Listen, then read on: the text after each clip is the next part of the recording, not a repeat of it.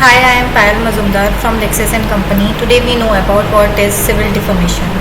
The statements made need to be false and it must be made without the consent of the alleged defamed person.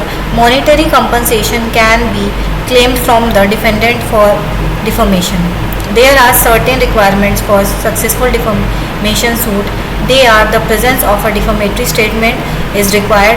Defamatory content is one calculated to injure the reputation of a person or a class of persons by exposing them to hatred, contempt, or ridicule.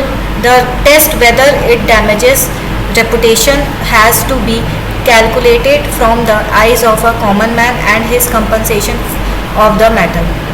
Secondly, the statements must purport to a person or a class of persons. General statements like all politicians are corrupt is too broad and no specific politician can gain compensation for the same. It must be published either in oral or written form.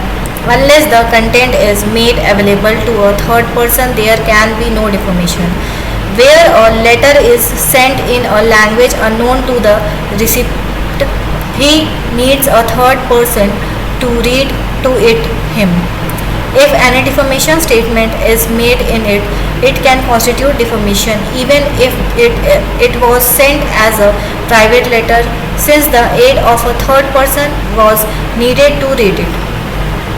Once all these conditions are satisfied, a successful defamation suit subsists. The defendant can plead defenses that the statement published was true, fair comments made with public interest based on true incidents, and third is certain persons are vested with the privilege to make statements even if they are defamatory.